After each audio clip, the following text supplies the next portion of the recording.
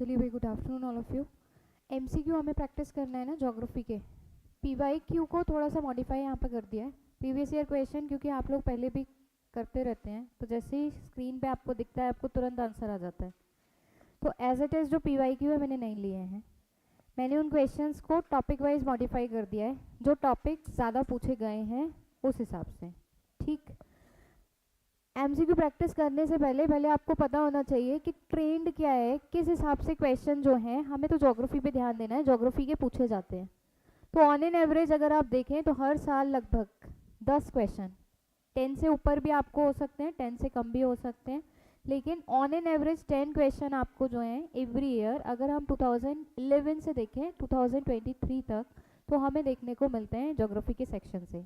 3 sections में आपके divided होते हैं, एक फिजिकल, एक वर्ल्ड और एक इंडियन।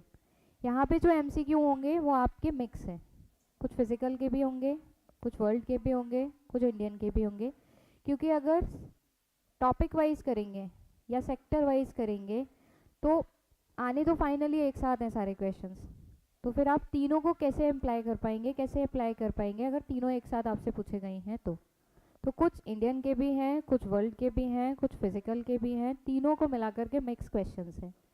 मेन काम हमें इसमें ये करना होता है कि जितनी इन्फॉर्मेशन आपके पास में है उसे आप आंसर कैसे दे पा रहे हो और टाइमली कैसे दे पा रहे हो, दैट्स इट। ठीक, तुरंत निकालना है क्योंकि हर क्वेश्चन नया होगा। दूसरा, इन्फॉर्मेशन जो आपके पास है उससे निकालना है आपको। ठीक, बहुत ज़्यादा क्वेश्चंस नहीं है इसलिए सिर्फ 10 क्वेश्चन है, 10 क्वेश्चंस हम देखेंगे, उसके बाद में उसे रिलेटेड थोड़ा सा एक्सप्लेनेशन जो नया है वो इसके अंदर मैंने डाला हुआ है। ठीक है, आपको कुछ खोलना नहीं है, सिर्फ एक पेपर और ब्लैंक पेपर और पेन लेकर के बैठेंगे, जो जो नई नई इन्फॉर्मेशन आती जाएगी किसी भी चीज़ से वो बस आप नोट डाउन करते जाइएगा। लास्ट मोमेंट पे जब भी पेपर देने के लिए जाएं उनको रिवाइज कर लीजिएगा बस। ठीक, पूरा फोकस आपका यहीं पर रहना चाहिए क्योंकि आप एक पेपर की तरीके से इसको दे रहे हैं। ठीक, इंग्लिश में क्वेश्चन है, मैं उसको हिंदी में ट्रांसलेट कर दूंगी, अपना अपना करिएगा, किसी की हेल्प बिल्कुल मत लीजिएगा, इस तरीके से कि आप जैसे एग्जाम में कर रहे हो। पहला क्वेश्चन इंडियन ज्योग्राफी का है, consider the following statement regarding Brahmaputra river. Brahmaputra river हमें पता है इंडियन रिवर सिस्टम में, ड्रेनेज सिस्टम में हम पढ़ते हैं ब्रह्मपुत्र रिवर, और उससे रिलेटेड क्वेश्चन आपका है ड्रेनेज सिस्टम से। पहला, इसे हम चाइना में यारलुंग कहते हैं, it is known as Yarlung in China. Second, it originates from the Kailash range under the name of Burhi Dihing. Sadiya is a town in Arunachal Pradesh where the river enters India. यानी कि सेकेंड स्टेटमेंट कह रहा है कि कैलाश रेंज से ओरिजिनेट होती है और जिसका नाम है बुरही दिहंग। दूसरा, अरुणाचल प्रदेश के अंदर सदिया एक टाउन है जहाँ से ये रिवर भारत में एंटर करती है। तो जैसे ही ब्रह्मपुत्र रिवर पर क्वेश्चन आ रहा है आपको उसका जो पाथ है वो आपके माइंड में आ जाना चाहिए। आपको इसमें से करेक्ट स्टेटमेंट बताना है 1 and 2 only, 1 and 3 only, 2 and 3 only, या 1, 2 and 3 ओनली। कुछ सेकंड का टाइम आपके पास में, अब आराम से इसको सोच लीजिए और उसके बाद हम देखेंगे आंसर। पहला, सेकंड एंड थर्ड तीनों स्टेटमेंट आप अच्छे से समझ लीजिए, सोच लीजिए क्या है, कहाँ पर है, कौन सी चीज़ कहाँ पड़ रही है, उसके बाद में उसका आंसर। जिन्होंने इंडियन ज्योग्राफी नहीं करी है उन्हें बिल्कुल नया लगेगा, उन्हें शायद समझ में भी ना आए, लेकिन आगे जब आप इसको करेंगे या पढ़ेंगे तो आपको पता चल जाएगा कि मुझे उन टॉपिक्स को तैयार कैसे करना है। सबने सोच लिया अपना आंसर, क्या होगा इसका सही आंसर? चलो, 1 and 3 ओनली, बी। सबको बी ठीक लग रहा है या कोई ऐसा है जो किसी और आंसर के साथ में जाना चाहता है? 1 and 3 only is the right answer, B इसका करेक्ट आंसर है। मतलब जो सेकेंड स्टेटमेंट है कैलाश रेंज से ओरिजिनेट होती है, तो वहाँ से ओरिजिनेट ये नहीं होती है। ठीक, कैलाश रेंज से ओरिजिनेट नहीं होती, पहला वाला स्टेटमेंट बिल्कुल ठीक है, दूसरा वाला स्टेटमेंट गलत है। हमसे करेक्ट पूछा गया था, दूसरा वाला स्टेटमेंट गलत है। तो ये कहाँ से ओरिजिनेट होती है, फिर कहाँ से ओरिजिनेट होगी? और इसकी ट्रिब्यूटरीज, यहाँ से हमें इंपॉर्टेंट क्वेश्चन जो बनता है वो बनता है ट्रिब्यूटरीज पर। हम रिवाइज कर लेते हैं यहीं से पूरा। निकलती है चेमा युंगडुंग ग्लेशियर से, नाम इसका चाइना के अंदर है यारलुंग सेंगपो। ठीक, यहीं से ध्यान रखेंगे, निकल रही है कहाँ से, ओरिजिनेट होती है चेम युंगडुंग ग्लेशियर से।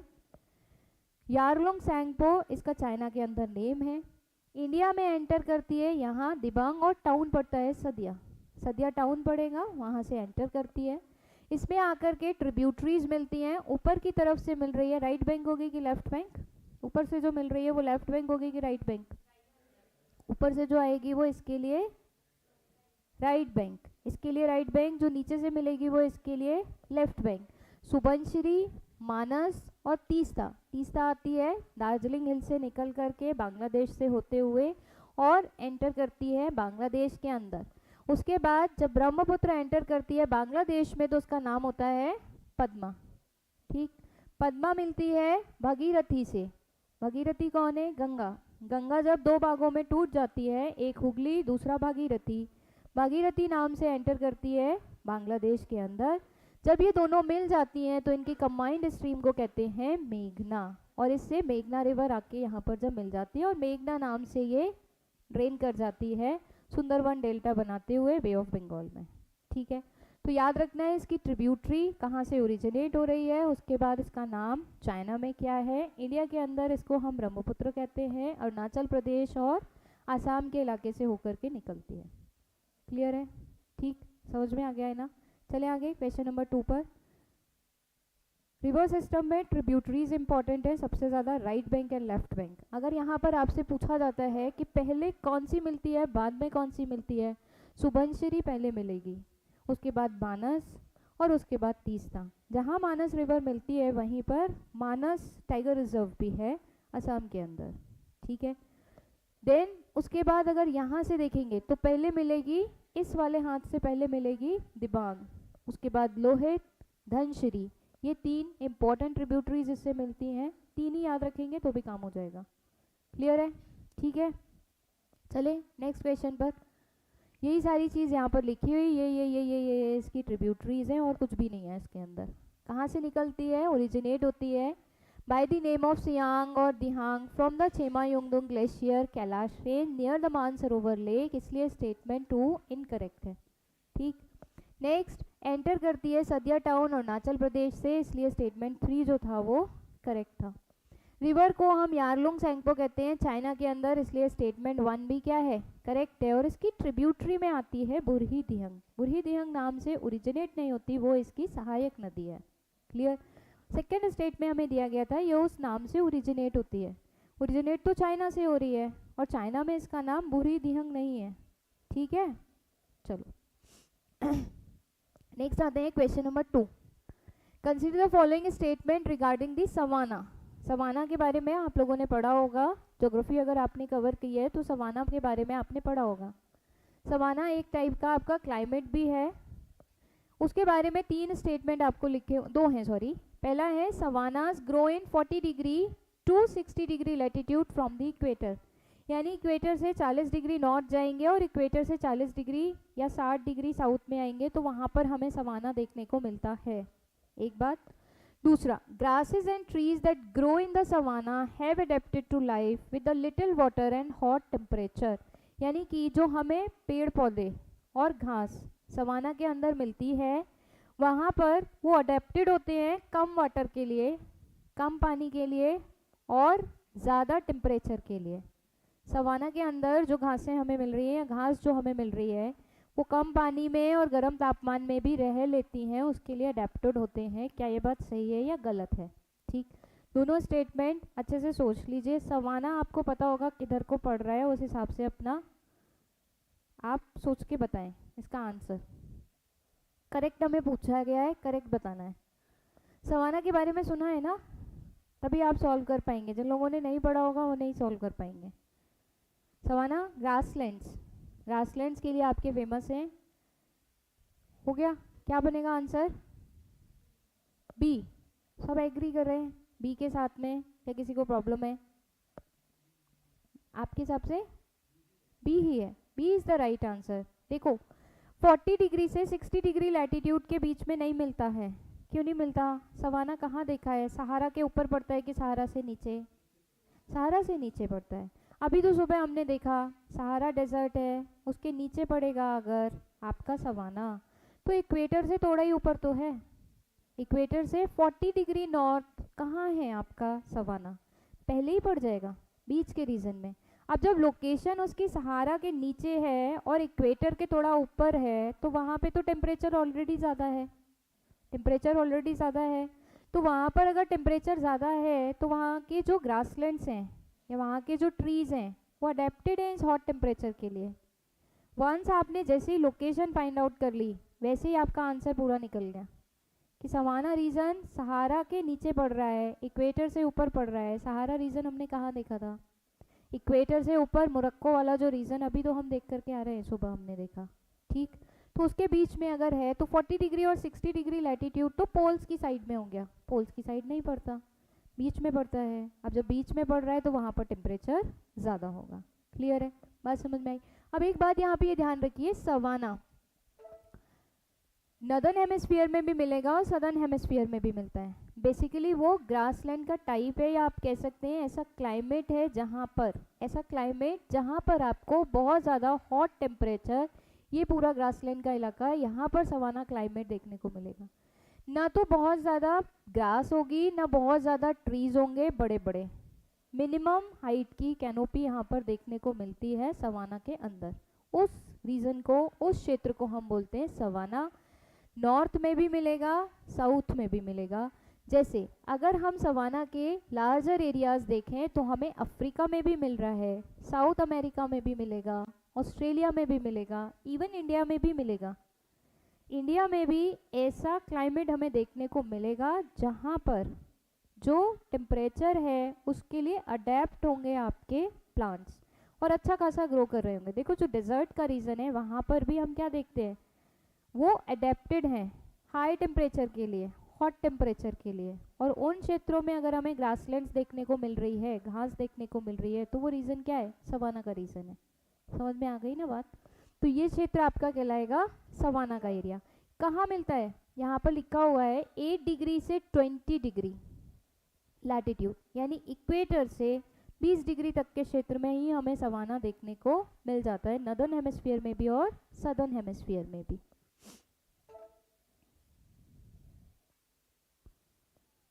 ठीक, ये पूरा रीजन देखो, ये है सवाना की लोकेशन। अफ्रीका के अंदर हमें मिल रहा है सवाना, ये है आपका ट्रॉपिक ऑफ कैंसर, ये है इक्वेटर, इसके बीच में ये ग्रीन ग्रासलैंड का जो एरिया है उसे हम कह रहे हैं सवाना। तो ये 40 डिग्री 60 डिग्री लैटिट्यूड पर कहाँ होगा, ये तो उससे नीचे हो गया, ठीक है। अब अगर उससे नीचे है तो हॉट टेम्परेचर को अडेप्टेड होंगे ये। नाउ नेक्स्ट क्वेश्चन बहुत ही सिंपल क्वेश्चन है, ये तो आप आराम से कर दोगे। Which of the following countries does not border the Caspian sea, Turkmenistan, Armenia, Kazakhstan, Iran. कई बार अभी तो कई बार कराया मैंने ये आपको। इसका करेक्ट आंसर, हाँ बिल्कुल ठीक है चिंटू, सेकंड का भी होगा। कौन नहीं लगाता है, अभी तो देखा है हमने, सी अर्मेनिया, अर्मेनिया जो है वो नहीं लगाता है। और इसी तरीके से आपको सिंपल क्वेश्चन पूछा जाएगा कैस्पियन सी से, अभी सुबह ही हमने देखा कि कैस्पियन सी से कौन कौन बॉर्डर लगाता है, कौन कौन बॉर्डर नहीं लगाता है, आराम से हो जाएगा, C will be the right answer. एक बार फिर से रिवाइज कर लेते हैं कैस्पियन सी को।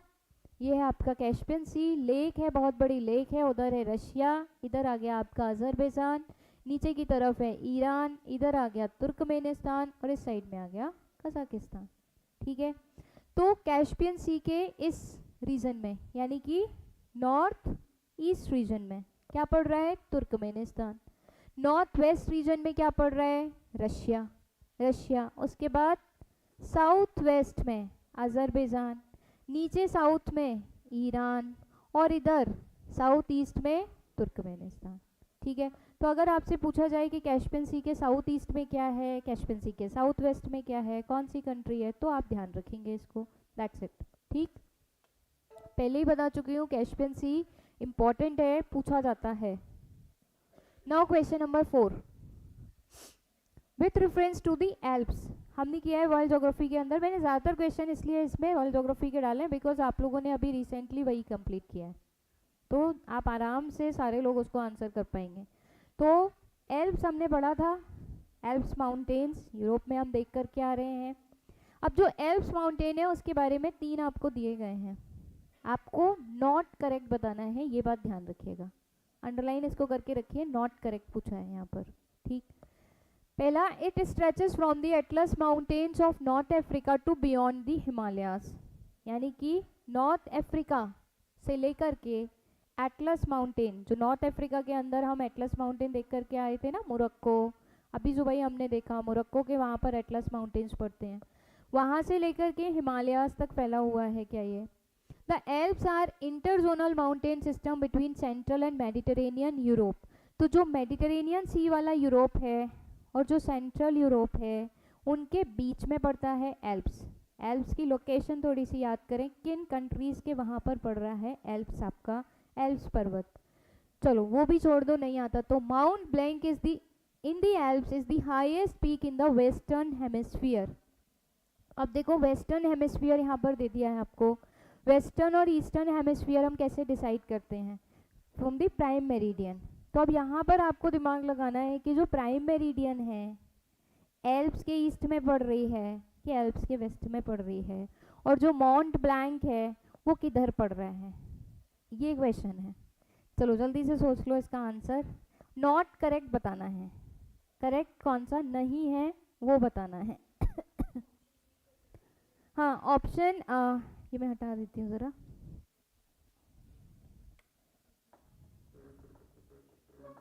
नहीं हटेगा।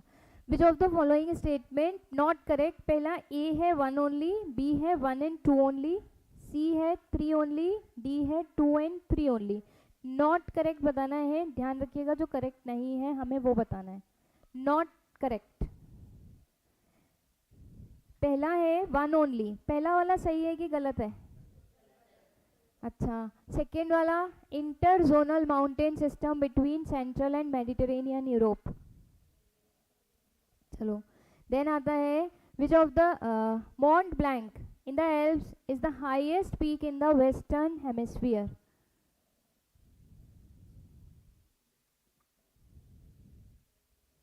अच्छा, एल्प्स की लोकेशन, पहला वाला स्टेटमेंट गलत क्यों लगता है? एल्प्स के नीचे कहाँ पड़ेगा, क्या पड़ेगा एल्प्स के नीचे, रीजन आओ जरा देखो इधर।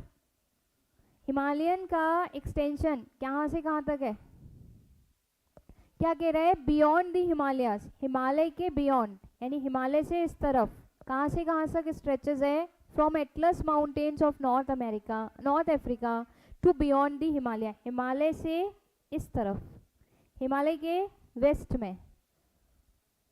सही है, दैट इज ट्रू। देखो वहाँ पर अगर एटलस में अच्छे से देखेंगे नीचे की तरफ पड़ रहा है अफ्रीका का नॉर्थ इलाका, और इटली के रीजन में ही तो पड़ता है आपका एल्प्स माउंटेन। कहाँ पड़ता है? इधर दिखा देती हूँ लोकेशन, समझ में आ जाएगा। The right answer is 3 only. तीसरा वाला जो स्टेटमेंट है वो गलत है। देखो एल्प्स हमने बिल्कुल बॉर्डर पे देखी थी, ये है पूरी, ये फैली हुई है एल्प्स माउंटेन, और यहीं से नीचे से तो अफ्रीका शुरू हो जाता है, उस एंड से नीचे से ही तो अफ्रीका शुरू हो जाता है, और अफ्रीका का नॉर्थ हिस्सा, नॉर्थ अफ्रीका, वहीं तो एटलस माउंटेन है, मोरक्को वाला रीजन, देखो वही पूरा रीजन है। यहाँ पर हम आ गए फ्रांस, फ्रांस के नीचे क्या पड़ेगा इधर की तरफ? स्पेन, पुर्तगाल, वहाँ तक, और स्पेन और मोरक्को का तो ही तो बॉर्डर है, और मोरक्को में तो एटलस माउंटेन हमें मिलते ही हैं। एटलस माउंटेन हमें कहाँ मिलते हैं? मोरक्को से ही तो शुरू हो जाते हैं, एकदम नॉर्थ ऑफ अफ्रीका में हमें मिलते हैं एटलस माउंटेन्स। तो एटलस माउंटेन यहाँ बाउंड्री है इस जगह पर, और यहाँ से चलो पूरा कहाँ तक फैला हुआ है? ये स्लोवेनिया, और स्लोवेनिया किससे उधर बॉर्डर लगा रहा है? एशिया, एशिया से बॉर्डर लग जाता है। तो बियॉन्ड हिमालय, हिमालय आपका हिंदू कुश, सुलेमान रेंजेस, अफगानिस्तान, इन पूरे इलाकों में तो फैला हुआ है हिमालय। हम तो इंडिया में सिर्फ पढ़ते हैं, बट हिमालय फैला तो एक्सटेंडेड वहाँ तक है। तो इस तरफ हिमालय के वेस्ट में, और इस तरफ एटलस के ईस्ट में, वहाँ से कनेक्टेड है आपका एल्प्स माउंटेन। तो पहला वाला स्टेटमेंट इसलिए सही है। सेकेंड वाला स्टेटमेंट माउंट ब्लैंक, अब आपको एटलस खोल के देखना पड़ेगा, वेस्टर्न हेमिस्फीयर में नहीं आएगा। माउंट ब्लैंक वेस्टर्न हेमिस्फीयर में नहीं आता, ठीक। हाईएस्ट पीक है उसकी, एल्प्स की हाईएस्ट पीक है कि नहीं है? हाईएस्ट पीक है, लेकिन वेस्टर्न हेमिस्फीयर में ना आकर के ईस्टर्न हेमिस्फीयर में आएगी, ठीक। समझ में आ गई बात? चलो यहाँ से ये नोट कर लीजिए, ये इंपॉर्टेंट, ये मुझे अच्छा एटलस मैप मिला है डिफरेंट डिफरेंट पेनिनसुला का। जैसे ये मैंने आपको बता दिया था आइबेरियन पेनिनसुला, ये यहाँ पर है। दूसरा इटालियन पेनिनसुला, आज सुबह हम डिस्कस कर रहे थे बाल्कन पेनिनसुला, जिसमें हमने देखा था यूक्रेन, यूक्रेन के साथ साथ और कंट्रीज मैसेडोनिया, और जो यूक्रेन से बॉर्डर लगा रही थी, अच्छा हाँ यूक्रेन वाला तो इधर आएगा, सॉरी, इधर पे हम देख रहे थे अल्बेनिया, अल्बेनिया वाला, जो अल्बेनिया वाला हमने यहाँ पर देखा था, ग्रीस, अल्बेनिया की टिबिलिसी, वो वाला इलाका, ठीक। ये पड़ेगा बाल्कन पेनिनसुला में। और ये क्रीमिया पेनिनसुला, ये ऊपर का जो ये पेनिनसुला, ये कौन सा एरिया होगा? ये वाला डेनमार्क का रीजन, और ये जटलैंड पेनिनसुला में आता है, ये वाला नोट कर लीजिए। डेनमार्क का जो रीजन है वो आ रहा है जटलैंड पेनिनसुला के अंदर। रिवर्स यहाँ पर देखो बहती हुई दिखाई दे रही है, एक है राइन रिवर, लॉयरे रिवर, ये रहा एल्प्स, देखो एल्प्स। अब देखो ये है आपका यूके, यूके है ना, यूके से ही तो निकलती है प्राइम मेरिडियन, यूके से निकलती है प्राइम मेरिडियन। ये है एल्प्स, यहाँ इसके ईस्ट में है, हमसे क्या कह रहा था? वेस्ट में, समझ गए? मॉन्ट ब्लैंक इसी तरफ पड़ेगी और यहाँ से निकल रही होगी प्राइम मेरिडियन, क्योंकि यूके के लगभग बीच से निकल के जाती है प्राइम मेरिडियन, ठीक है, तो उसके ईस्ट में पड़ रही है, ठीक, क्लियर है?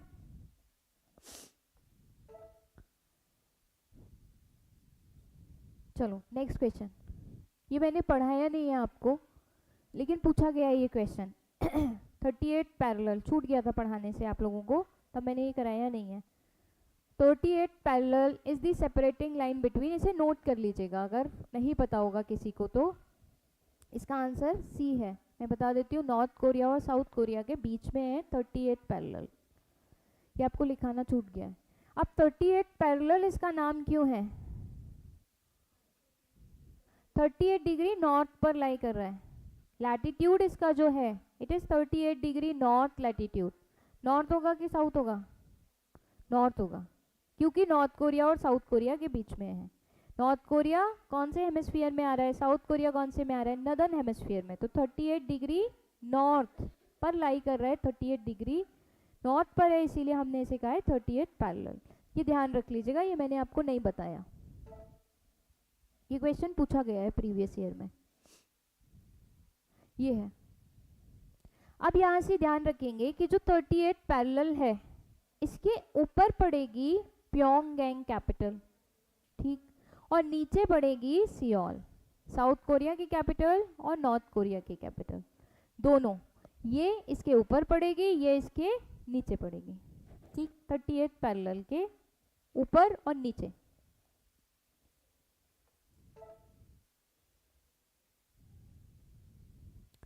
कब बनाया गया भाई, क्यों बनाया गया? आपको मेन लड़ाई होती रहती है नॉर्थ कोरिया और साउथ कोरिया के बीच में, उनके डिस्प्यूट को सेटल आउट करने के लिए सेकेंड वर्ल्ड वॉर के बाद में बनाया गया 38 पैरेलल, जिससे कि इन दोनों की जो बाउंड्रीज हैं उन्हें सेपरेट आउट किया जा सके, दैट्स इट। जैसे हमारे यहाँ पर डुरंड लाइन बनाई गई, रेड क्लिफ लाइन बनाई गई, डुरंड लाइन किस किस के बीच में है? डुरंड लाइन, DURAND,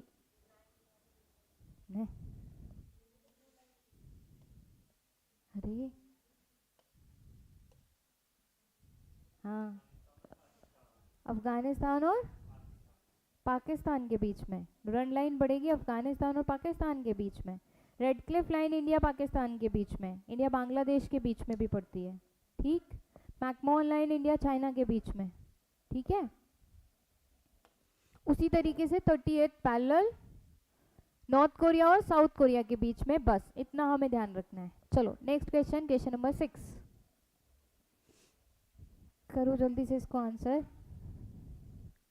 बहुत न्यूज में रहता है, बता भी चुकी हूँ, पैंगोंग त्सो लेक, बहुत ही important. Pangong Tso lake is the world highest salt water lake, world की सबसे ऊंची सॉल्ट वाटर लेक है, करेक्ट बताना है।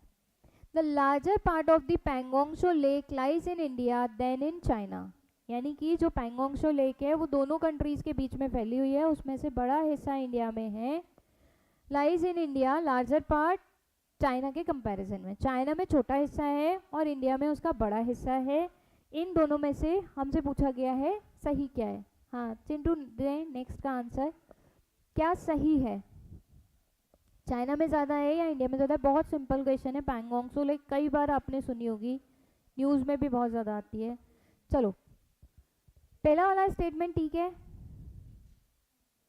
कि नहीं? पहला ठीक है, सॉल्ट वाटर लेक है, ये भी बात सही है। दूसरा हाईएस्ट सॉल्ट वाटर लेक है, ये भी बात ठीक है। दूसरा लार्जर पार्ट चाइना में, अगर शेप भी आपको थोड़ा याद हो, इतनी लंबी सी फैली हुई है चाइना में, इंडिया में तो बहुत छोटा सा रीजन आता है, बहुत लंबा सा एरिया आपको फैला हुआ दिखाई देगा चाइना के अंदर, इंडिया में उसका छोटा रीजन आता है। तो the larger part of Pangong Tso lake lies in China than in India, India में छोटा हिस्सा है, वहाँ पे बड़ा हिस्सा है। ठीक है, बहुत इंपॉर्टेंट लोकेशन है पैंगोंगसो लेक की, लद्दाख में, इंडिया में पड़ेगी लद्दाख में। अभी हम देखते हैं इसको मैप में, तो इसका आंसर क्या बनेगा? करेक्ट पूछा गया था हमसे, पहला वाला ठीक है, दूसरा वाला गलत है, तो ये बन जाएगा वन ओनली।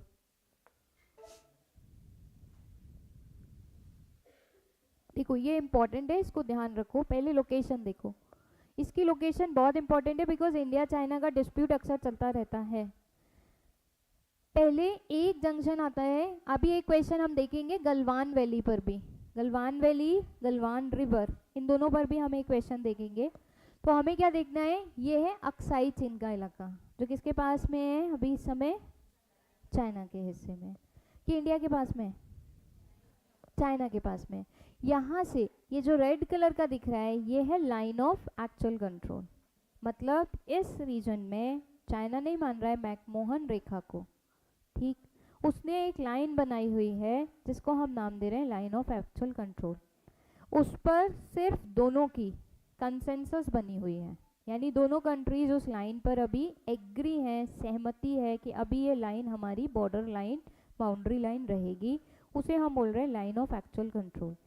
उसके बाद लोकेशन यहाँ पे ध्यान रखनी है, गलवान जंक्शन, गलवान नाला जंक्शन, क्योंकि रिवर यहाँ से फ्लो करके आ रही है एक, उसके ऊपर पड़ेगा दौलत बेग ओल्डी, बहुत इंपॉर्टेंट प्लेस है ये, लोकेशन पूछी जा चुकी है नॉर्थ टू साउथ आपसे कि क्या लोकेशन रहेगी।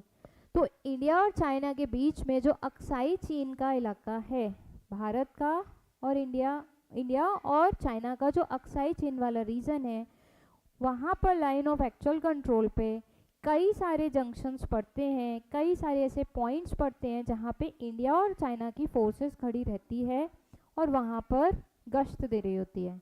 पहला आता है दौलत बेग ओल्डी, फर्स्ट ऊपर की तरफ, उसके बाद गलवान वैली का रीजन गलवान घाटी, उसके बाद नीचे की तरफ जब आते हैं तो हमें मिलता है डारबुक का रीजन, ये वाला, ये लाइन ऑफ एक्चुअल कंट्रोल से अलग।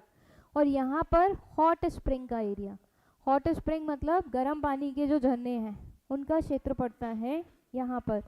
देन उसके बाद पैंगोंगसो लेक आती है। तो क्योंकि ये region line of actual control पे पड़ रहा है, इसीलिए इंडिया और चाइना के बीच में डिस्प्यूटेड है। पैंगोंगसो लेक क्योंकि लाइन ऑफ एक्चुअल कंट्रोल पे पड़ रही है, इसीलिए इन दोनों के बीच में डिस्प्यूटेड है। एकदम नॉर्थ में पड़ेगा दौलत बेग ओल्डी, उसके बाद गलवान घाटी, गलवान वैली, उसके नीचे पड़ेगी पैंगोंगसो लेक। क्लियर? ठीक, दूसरा और एक और डायग्राम में देखेंगे तो अच्छे से और समझ में आएगा। ये है ये है देखो गलवान वैली का रीजन, गलवान घाटी, ये हॉट स्प्रिंग क्षेत्र, और ये है आपकी पैंगोंगसो लेक, ये है चाइना, ठीक, ये है आपका अक्साई चीन का इलाका, ठीक।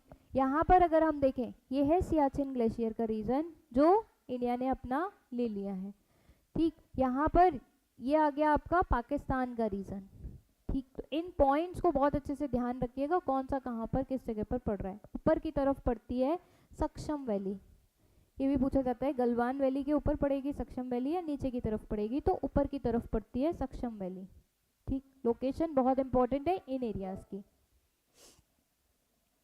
चलो नेक्स्ट, मैंने कहा था एक क्वेश्चन इस पर भी है, ये आराम से आप लोग आंसर कर लेंगे। The Galwan valley is located between Ladakh in the west and Aksai Chin in the east. अभी दिखाया मैंने आपको वेस्ट में क्या पड़ेगा गलवान वैली के और ईस्ट में क्या पड़ेगा, वो देखें लद्दाख प्लेटू। अब जो लद्दाख का रीजन है वहीं पे लद्दाख प्लेटू होगा। एक्चुअली में जो लद्दाख का रीजन है वो किस पर है, प्लेटू रीजन पर है, पठारी इलाके में है, तो वहीं पर प्लेटू होगा। Ladakh plateau lies to the north east of the Karakoram range. Karakoram range trans Himalaya की सबसे ऊपर वाली चोटी, ऊपर वाली रेंज, उसके नीचे काराकोरम से नीचे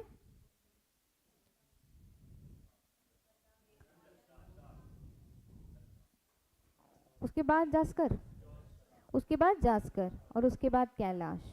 ठीक है, तो सबसे ऊपर पड़ती है काराकोरम रेंज, काराकोरम के नीचे लद्दाख, लद्दाख से नीचे जास्कर और जास्कर के बाद इस तरफ पड़ती है कैलाश। तो लद्दाख प्लेटू जो है lies to the north east of Karakoram range, यानी ये काराकोरम रेंज है उसके नॉर्थ ईस्ट में लद्दाख प्लेटू है या कहीं और है, वो आपको सोचना है। Karakoram range forms India's frontiers with Pakistan and China. जो काराकोरम रेंज है वो इंडिया का चाइना के साथ भी फ्रंट दिखाती है और इंडिया का पाकिस्तान के साथ भी फ्रंट दिखाती है। हमें बताना है इसमें करेक्ट सही क्या है। पहला है A 1 only, B 1 and 2 only, C 2 and 3 only, D 1 2 3 सारे। कौन सा ठीक है? पहला एक ठीक है, पहला दूसरा ठीक है, दूसरा तीसरा ठीक है या तीनों ठीक है? हाँ चिंटू बताओ भाई जल्दी से आंसर।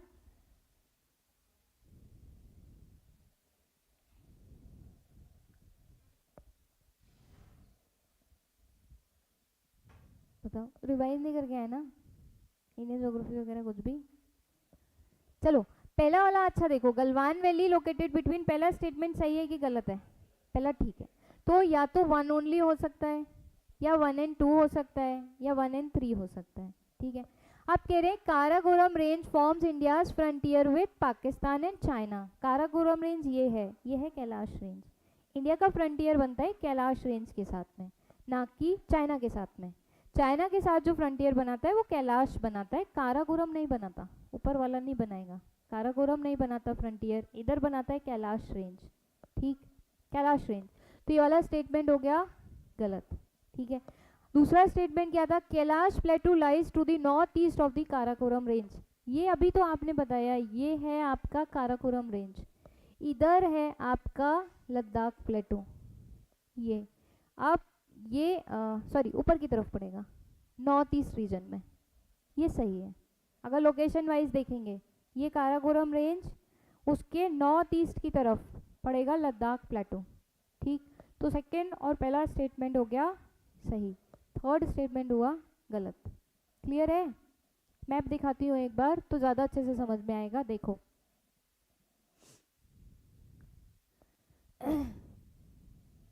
ये ऊपर है काराकोरम रेंज, पूरी आएगी काराकोरम रेंज लंबी, उसके नॉर्थ ईस्ट में पड़ जाता है। लद्दाख प्लेटू सिर्फ लद्दाख रीजन में नहीं है, पूरा फैला हुआ होगा। लद्दाख रीजन से ऊपर की तरफ भी तो है लद्दाख रीजन, तो वहाँ पर पड़ेगा, उसके नॉर्थ ईस्ट से शुरू हो जाएगा, ख़त्म पूरा जाकर के साउथ वेस्ट में, साउथ ईस्ट तक भी ख़त्म होगा लद्दाख प्लेटू, यानी कि काराकोरम के नॉर्थ ईस्ट में पड़ेगा लद्दाख प्लेटू। ठीक, दूसरा क्या था? Kailash range. Kailash range frontier बनाती है चाइना के साथ, काराकोरम रेंज ऊपर पड़ रही है पीओके के साथ में, जिसमें हमने देखा था K2 गॉडविन ऑस्टिन पड़ती है, इसीलिए हम उस पीक को इंडिया की अभी हाईएस्ट पीक नहीं मानते हैं। किसको मानते हैं? कंचनजंगा को। ठीक,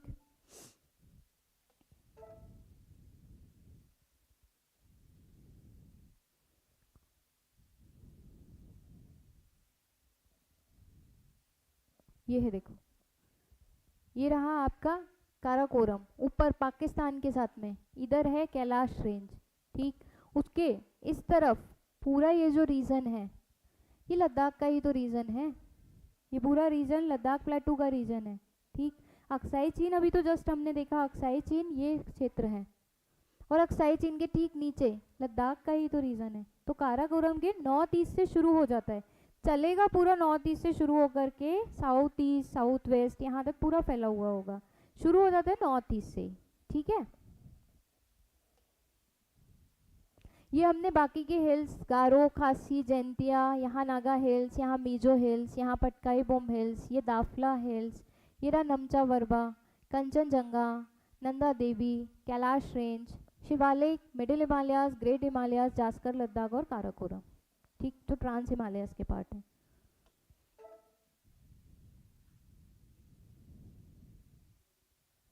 ये देखो, ये एक और डायग्राम, इसमें ये अक्साई चीन का इलाका, ये काराकोरम रेंज हो गया ना। यहाँ पर रिवर है श्योक, नुब्रा किसकी ट्रिब्यूटरी है? इंडस की, इंडस रिवर की ट्रिब्यूटरी है। इंडस की सहायक नदी है नुब्रा, ऊपर की तरफ से आकर के मिलती है इंडस में नुब्रा श्योक। ठीक, चलो next question, which one of the following is the western most island of Indonesia? Indonesia का सबसे वेस्ट का आइलैंड कौन सा पड़ेगा?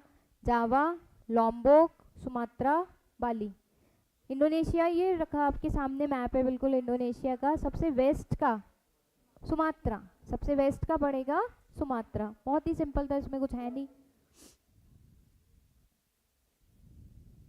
ये देखो, वो है सुमात्रा, ये है जकार्ता, जावा, बाली, लॉम्बोक। यहाँ पे पड़ेगा तिमोर लेस्टे। तो simple south east west north sequence पूछ लिया जाता है। तो एकदम यहाँ पर पड़ रहा है सुमात्रा, नीचे की तरफ जावा, उसके बाद बाली, उसके बाद लॉम्बोक, ऊपर की तरफ पड़ जाता है सुलावेसी, इधर पड़ जाता है तिमोर लेस्टे जो कंट्री है आपकी। ठीक, ऊपर यहाँ पर पड़ गया कालीबंटन, और यहाँ पर बोर्नियो वाला इलाका। ठीक,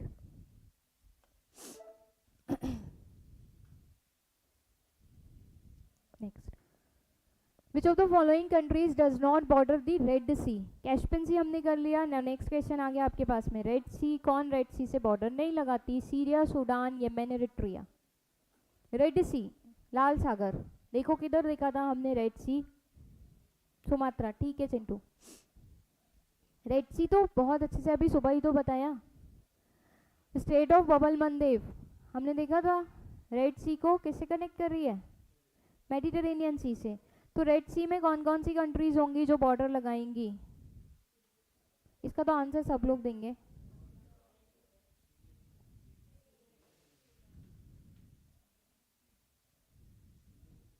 हाँ, A is the right answer. Syria नहीं लगाती है रेड सी के साथ में बॉर्डर, बाकी सारे कंट्रीज लगाएंगे। सूडान भी लगाएगा, येमेन भी लगाएगा।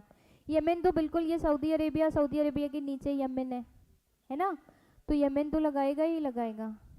येमेन लगाएगा, सूडान लगाएगा, इरिट्रिया लगाएगा, सीरिया नहीं लगाएगा। ठीक,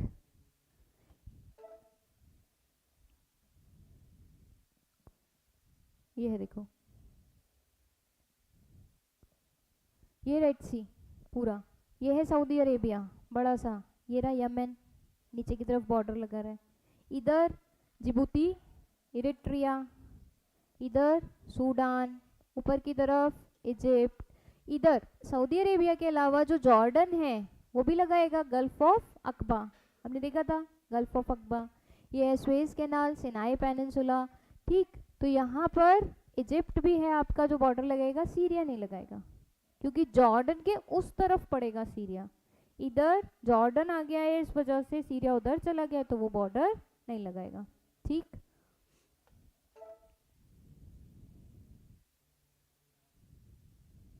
total 6 countries of Asia and Africa है जो रेड सी से बॉर्डर लगाती है। जिन्होंने नहीं तब नोट किया है तो अपने पास नोट करके रख लेना। रेड सी, कैस्पियन सी, ब्लैक सी, बहुत ही इंपॉर्टेंट है, क्वेश्चन पूछा जाता है, हर बार पूछ लिया जाता है, अक्सर पूछ लिया जाता है। Not 10th question. With reference to the Pacific ring of fire, सुबह ही किया था अभी हमने, पैसिफिक रिंग ऑफ फायर सुबह ही किया है हमने, है ना। उसके बारे में आपको 3 स्टेटमेंट दिए हुए हैं और आपको करेक्ट बताना है। पहला है, अब यहाँ पर क्या किया है, फिक्स कर दिया है 2, एक वर्ल्ड ज्योग्राफी और एक फिजिकल ज्योग्राफी। सेकेंड स्टेटमेंट जो है वो फिजिकल ज्योग्राफी का है, बाकी का स्टेटमेंट वर्ल्ड ज्योग्राफी के। It is characterized by active volcanoes and frequent earthquake. ये मैंने बताया था, सही है, करेक्ट बताना है, मतलब पहला वाला तो ठीक है, ये वाला आंसर हट जाएगा। 1 and 3 हो सकता है, 1 and 2 हो सकता है, 1, 2 and 3 हो सकता है। It has several tectonic plates on it's boundaries, ये भी सही बात है, इसकी बाउंड्रीज पे बहुत सारी टेक्टोनिक प्लेट्स हैं, तो सेकेंड भी ठीक हो गया, मतलब ये गया। The Aleutian island in Alaska also form part of this. अब जो अलास्का है, देखो वहां पड़ रहा है अलास्का कॉर्नर में, उधर यूएसए के ठीक ऊपर पड़ रहा है आपका अलास्का। अब जो अलास्का है उसका है एक आइलैंड एल्यूटियन आइलैंड, वो भी इसका भाग है। यस, अलास्का तो इसका भाग ही है, अलास्का तो रिंग ऑफ फायर का पार्ट आएगा ही आएगा उधर ऊपर की तरफ, और उसका ही आइलैंड है एल्यूटियन आइलैंड, और वो भी इसका पार्ट है। ये नई इन्फॉर्मेशन है, यानी कि तीनों स्टेटमेंट यहाँ पर हो जाएंगे ठीक। ठीक है, करेक्ट। चलो 10 क्वेश्चन करने थे, हमारे 10 क्वेश्चन हो गए कंप्लीट। डी सही है, ये है रिंग ऑफ फायर। यहाँ पर कई बार आपसे प्लेट पूछ लेते हैं कि कौन कौन सी मेजर प्लेट एंड कौन कौन सी minor plate are the part of ring of fire. कौन कौन सी माइनर प्लेट और कौन कौन सी major plate ring of fire का हिस्सा है, जैसे कि नाजका प्लेट, जैसे कोकोस प्लेट। ठीक, यहाँ पर एक छोटी सी प्लेट पड़ती है, उसका नाम है जुआन फुक्का प्लेट, जुआन डी फुक्का प्लेट, वो एक माइनर प्लेट है, वो भी रिंग ऑफ फायर का पार्ट है। ठीक, देन उसके बाद फिलीपींस प्लेट यहाँ पर, और पूरी ये आपकी इंडो ऑस्ट्रेलियन प्लेट का भी कुछ हिस्सा, और पैसिफिक प्लेट तो अपने आप में इसका पार्ट है ही। तो कौन कौन सी माइनर प्लेट्स हैं जो आपका पार्ट बनाती हैं या आती हैं रिंग ऑफ फायर में, ये पूछ लिया जाता है। ये है, ये सारी प्लेट्स जुआन डी फुक्का, ये वाली यहाँ पे पड़ेगी जुआन डी फुक्का, माइनर प्लेट है जो रिंग ऑफ फायर का पार्ट है। देन फिलीपींस प्लेट इसका पार्ट है, पैसिफिक प्लेट है, नाजका प्लेट इसका पार्ट है, कोकोस प्लेट इसका पार्ट है। ठीक, तो ध्यान रखना है कौन कौन सी प्लेट्स हैं जो इसका पार्ट है। ठीक है, चलो बस खत्म यहाँ तक। देखो जितना रिवाइज करोगे physical geography, Indian geography, world geography में जितना रिवाइज करोगे उतना समझ में आएगा। क्वेश्चन डायरेक्ट लिखे हुए नहीं आएंगे, बहुत पढ़ के आना पड़ेगा। मैं देख रही हूँ आज पढ़ के तो कोई नहीं आए, तो थोड़ा मोड़ा पढ़ के आए होगे, पढ़ लोगे जब एक बार सारा तो सारे क्वेश्चन हो जाएंगे। 10 क्वेश्चन हम फिर करेंगे दोबारा कुछ दिन बाद, लगभग एक हफ्ते के बाद 10 क्वेश्चन और करेंगे, तब तक रिवाइज करते रहो सारा टॉपिक्स अपने। ठीक, चलो।